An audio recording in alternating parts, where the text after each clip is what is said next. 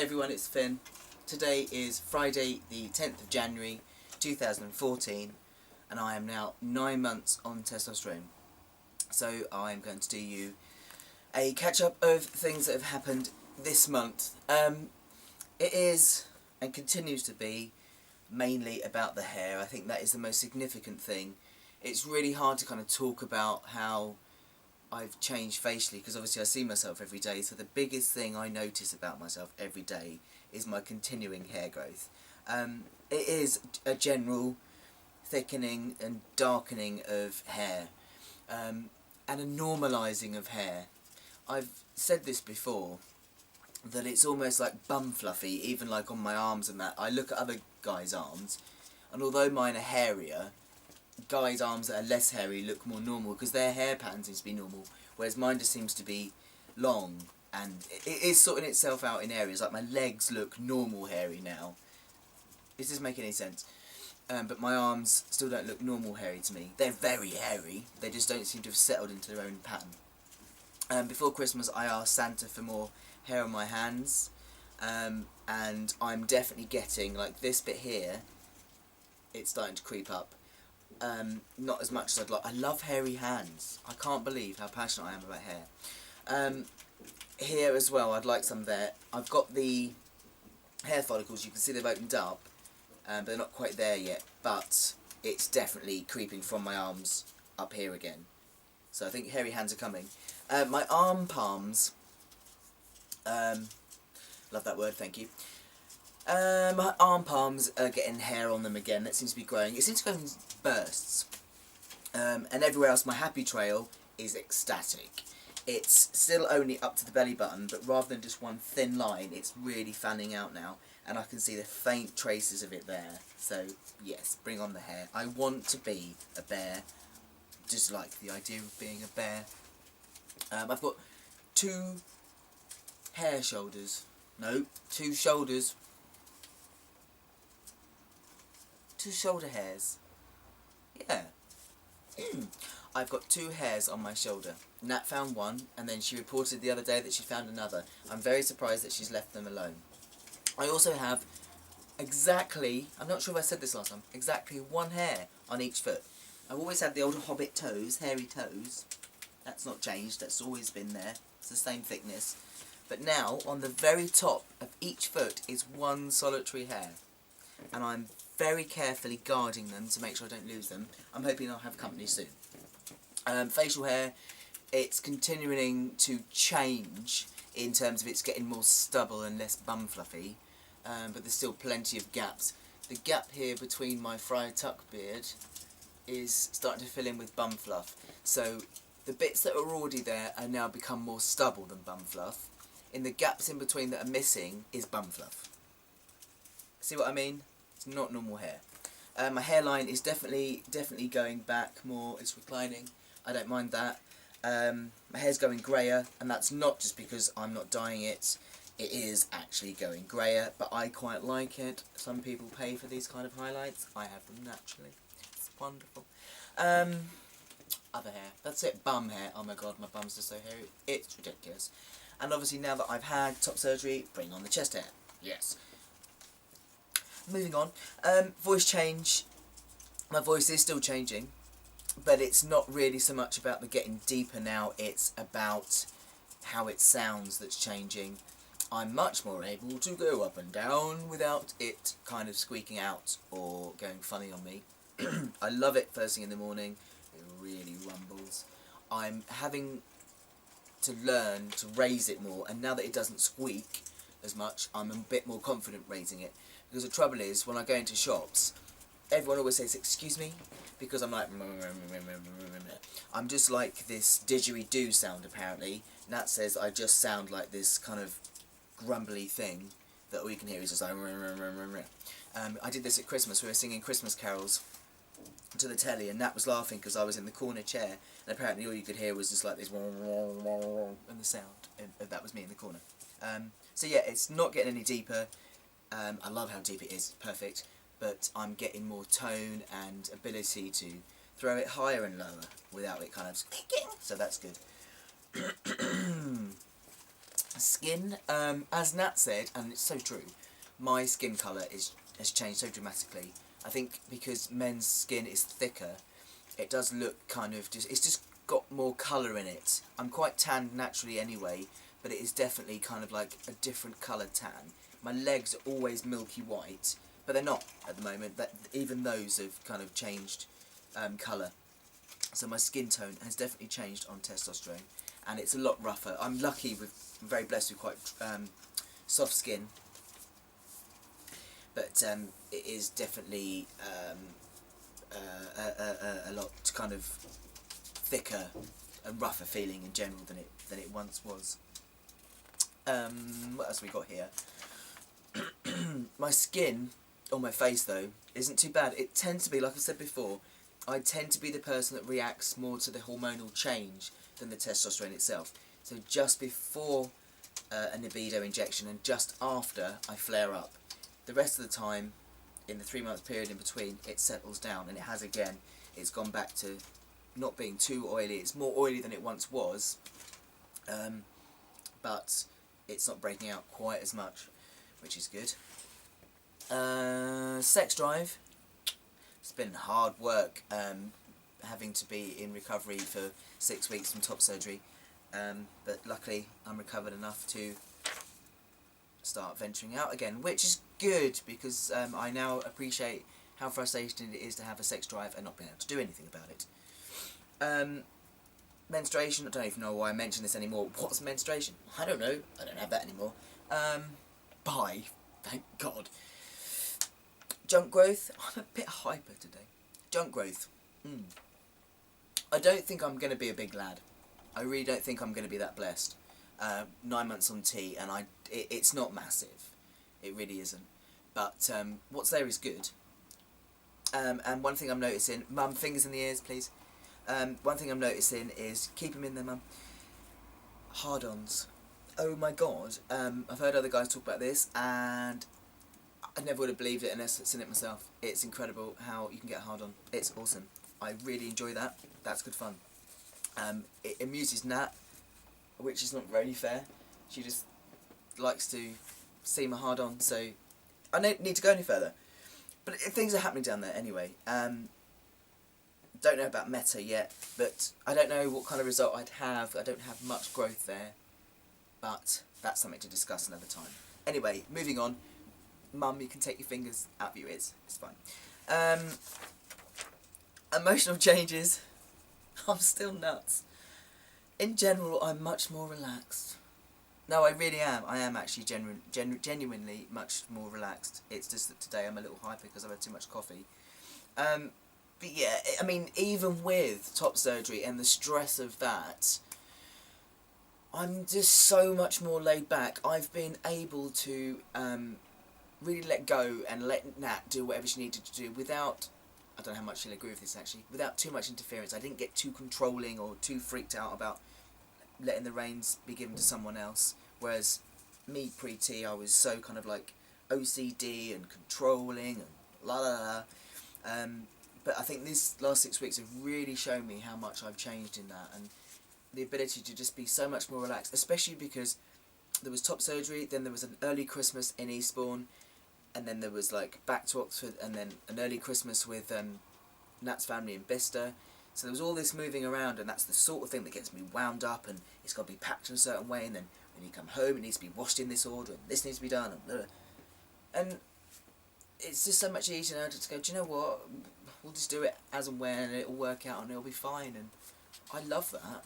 I've just been able to just do things off the cuff and not panic is a gift that's been given to me since being on testosterone, and it's really nice.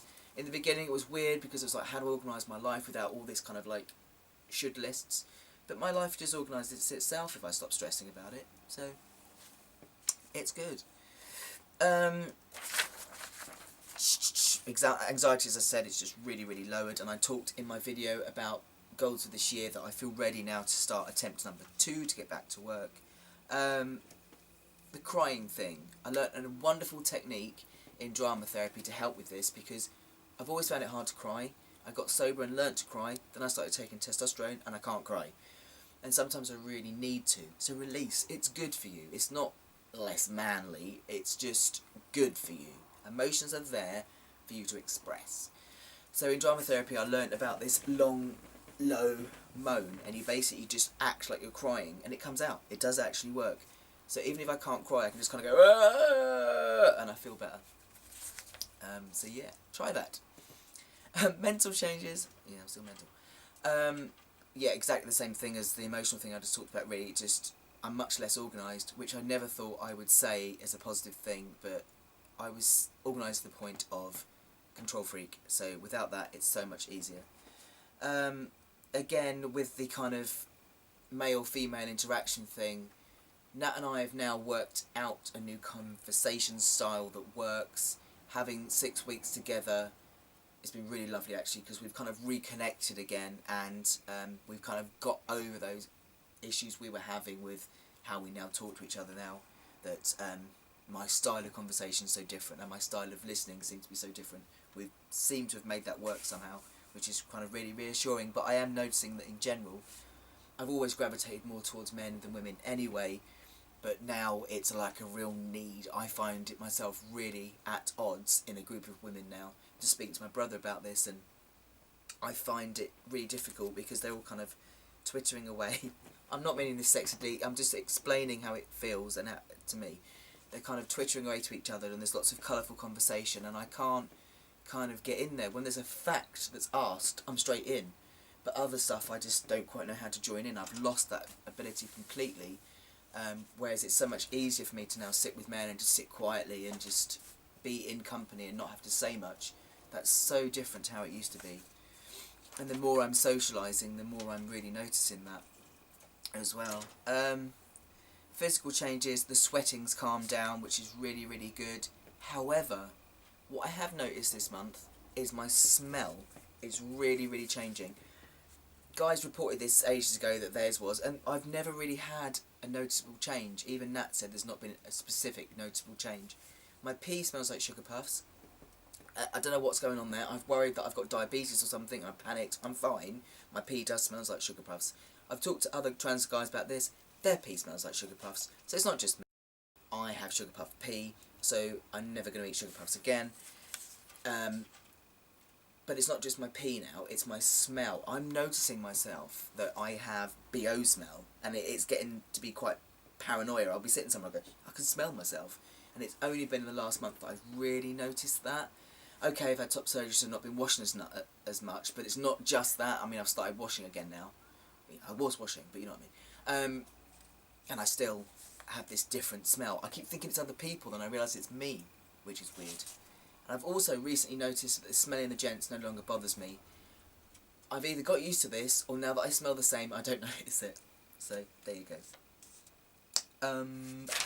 What else have we got here? Excuse me one moment. I'm due a jab in a couple of weeks at the end of this month. So I'm actually coming towards the end of my libido phase. But do I feel odd at this time? No. Usually I feel a bit like I need a jab, but that's not really happening. So maybe my levels are getting to a point where they're steady enough now that I'm not getting that tail off at the end too soon. Maybe the tail off's happening nearer the dose time, so I'm not noticing it. I don't know. But when I went to the to see Dr. Dean last, my levels were bang on, so that was great. Body changes, it's hard to tell really, because I put on weight because I ate too much cheese. And obviously my body's changed dramatically because the moobs are gone. So it's hard to tell, really, but I do think, and Nat said, that my bum is definitely getting smaller and changing, and I'm wearing my pants lower. I was talking to Spencer about this. I think my hips are definitely changing, that my pants are now coming down lower. But I think getting back to the exercise will help me to see how much change has been there, because I'm not quite sure. But obviously, not having the moves and just having a chest now, my body looks completely different, wonderfully different. So yeah, I think the fat is still shifting, and things will change even more now that the moves are gone. Which brings me on to dysphoria feelings, really. I just don't have any, really. Very rarely. I mean, you know, I get the odd day where I will do a video on this, somebody asked me to, where I get female days, I get female days, and I look in the mirror and I think, oh my god, I look female. I know I don't, but I feel like I do. And I'm walking down the street and I think people can see that I look female, and I suddenly find it hard to talk to people because I feel female. I'm getting less and less of those days, but they do still happen. But on the whole, I don't really have social dysphoria at all. I am read correctly all the time now. I can't remember the last time I was read incorrectly. As I've said before, the only people that call me by the wrong pronoun now, ironically, are my friends. The people I've spent years with, but that's because they've been so used for years to calling me she that the swap to he is sometimes still a bit confusing and they get lost. So they don't mean it, it's just habit. But everywhere else, there's no question of my maleness, and new people in AA, there's no question of my maleness, and so that's making my social anxiety just nil, really. It's lovely just to be seen completely as I am. Obviously I have no chest dysphoria because the moobs have gone, and it's just incredible, and I've noticed something quite profound. I've spoken quite a lot about how I have a lot of issues with food, and even though I've understood it now, I understand that what I was trying to do was to starve myself to have a more male body. I get that that's what I was doing, and so that's what's helped me to recover from my eating problems. I know that no matter how much I starve myself, I'm not going to look male. The only way I'm going to look male is to take testosterone and have my moobs removed, and it's fine. So I've been okay with that. But still, the kind of old habits of wanting to restrict my food to make me feel better have kind of kicked in, and there's been times where I still feel fat. But since I've had my moobs removed, and I now have wonderful shiny pecs, that's gone. I am overweight, not hugely, but I'm carrying a gut. I've put on a stone, almost a stone over Christmas, over the last 6 weeks, because I've just eaten what I've wanted. About 3/4 of a stone I've put on. And although of course I want to lose it, it's actually not bothering me that much at all. I can sit here with my top off and my gut spilling out over my shorts, and it doesn't bother me.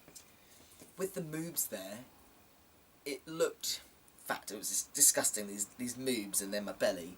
But now I've got a chest and a belly. It's not an issue. A male overweight body is fine, but a body that was female was never fine.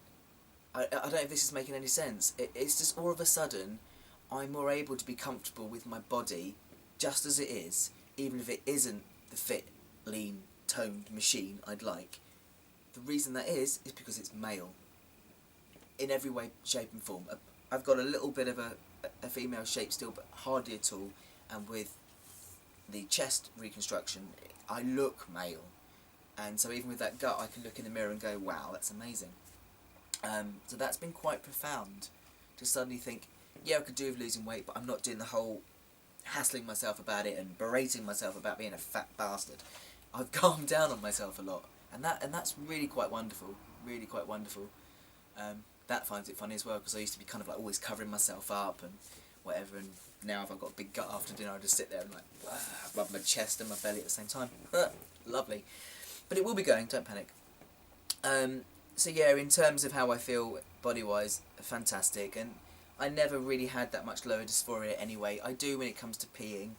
I like to stand to pee, but with the peacock that makes that possible, and it's not an issue, and definitely, as I said in my vid, that's something I should be working out this year, is settling more into testosterone and just settling into life, and then the lower part and decisions about what to do will just arise as they need. At the moment I feel no need at all to go through any more operations. I don't want to, but I am aware that although I'm not hugely dysphoric about what's there, there's questioning about could there be something done to make me more comfortable, but not at a level to bug me for now.